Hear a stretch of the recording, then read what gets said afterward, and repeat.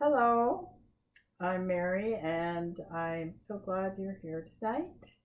Um, I am going to be showing you some cookie baking tonight for the Christmas special Christmas surprise host party. My cat is climbing on my leg right now. Stop, Coco.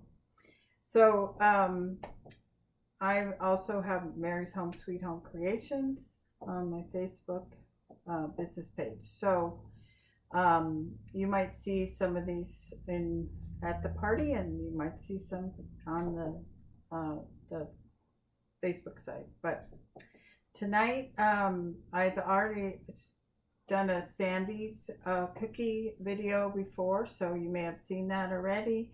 But I'm going to show you the cookies and what the recipe is for that. And then I'm also going to be showing you they're called Grandma Monroe sugar cookies because the recipe comes from a friend of ours, Grandma, and she passed away a year ago, and so that's even more special of a recipe for us in my family. So I'm going to share that recipe with you and show you how those are made. The Sandies are the ones that I posted some of them on Facebook. They look like little snowballs, and they have powdered sugar on them.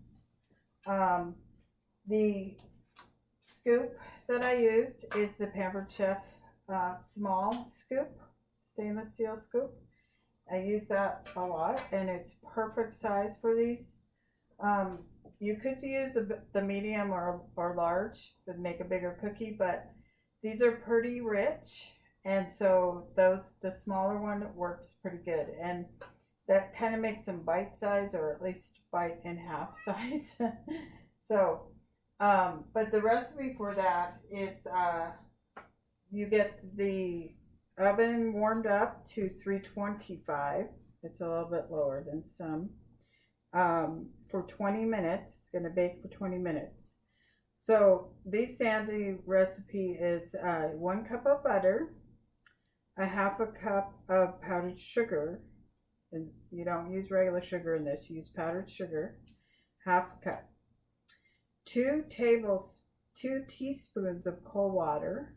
That's just to add a little moisture with it, and 2 teaspoons of vanilla, 2 cups of flour, and 1 cup of chopped nuts.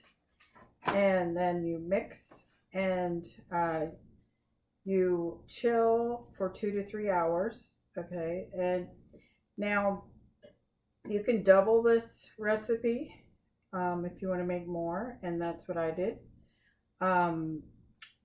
Now the 2 to 3 hours in the refrigerator, it's just to make the dough a little stiffer, so you can roll the balls. But because I use the scoop, I skip that one. I don't do that anymore.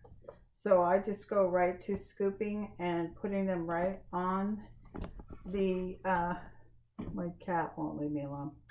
I put them right on the pan out of the scoop, and they make maybe not a perfect round, but they're, as you can see, they're round on top, and just a little flatter on the bottom. Now, when you bake it and you round them out, they do the same thing.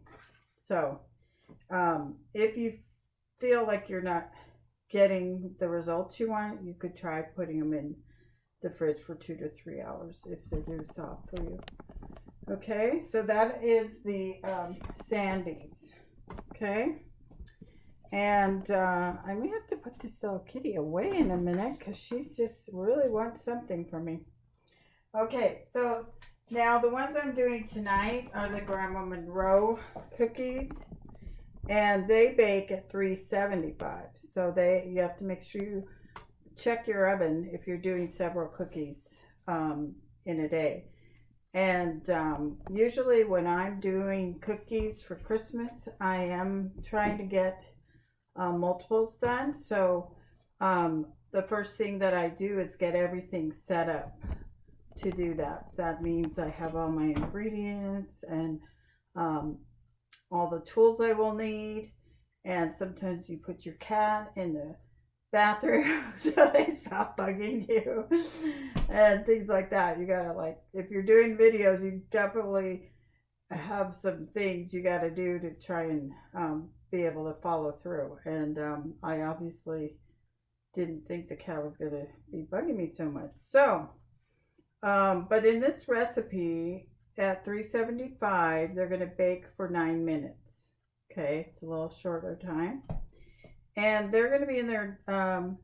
And the way, let me give you the recipe first. It's 1 cup of butter, 1 1/3 cup of sugar, 2 eggs, a dash of nutmeg.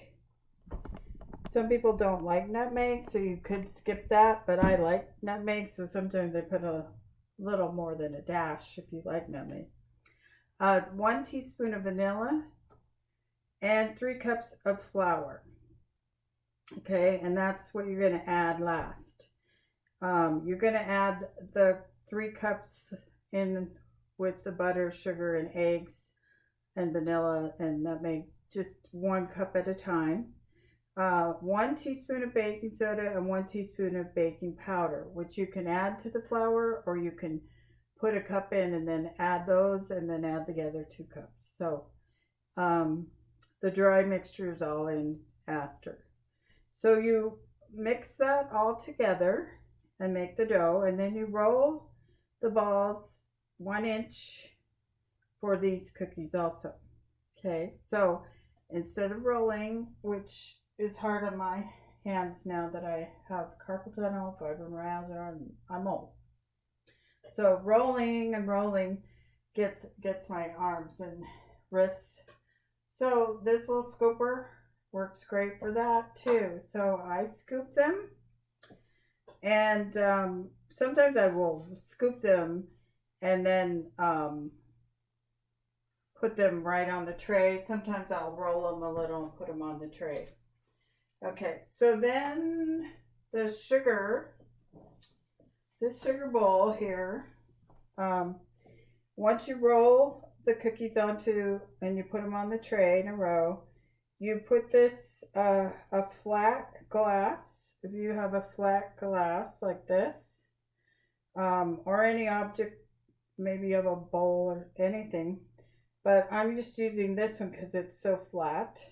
Okay, so you're going to first, the bottom of this is going to get kind of oily from the dough, from the butter in the dough.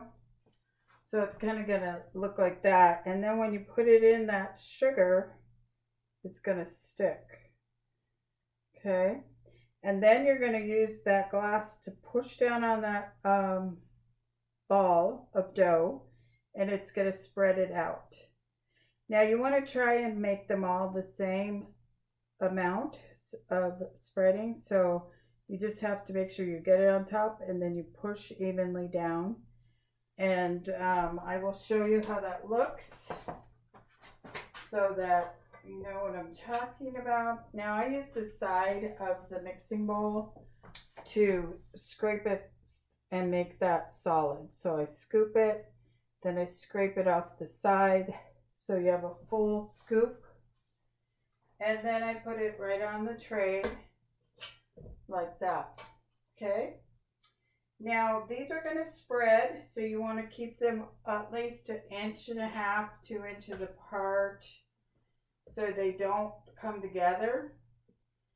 And these bake in 9 minutes, and they're very sticky. So here's the thing, you have to make sure once they're out, you just let them cool for maybe a minute or so.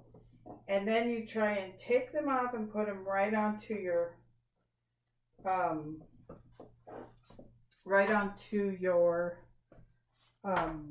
rack to cool. Okay, So I'm trying to get this closer so you can see what I'm doing here.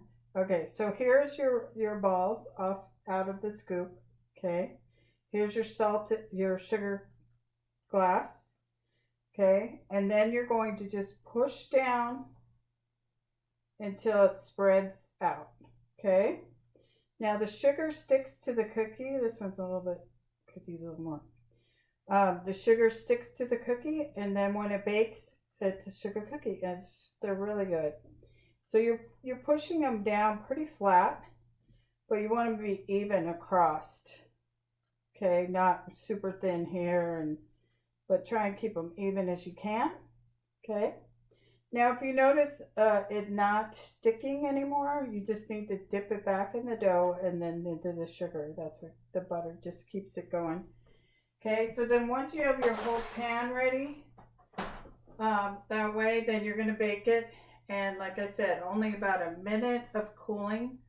And then you're going to be taking it right off the tray and onto your rack. Okay. Now, I'm going to use this particular spatula, which Pampered Chef has cookie sheets. And so you can purchase those or look for them in the catalog. They have some cookie sheets in there that are like a set. They also have spatulas, all different kinds of spatulas. This one is not a Pampered Chef, but it has this little edge on it.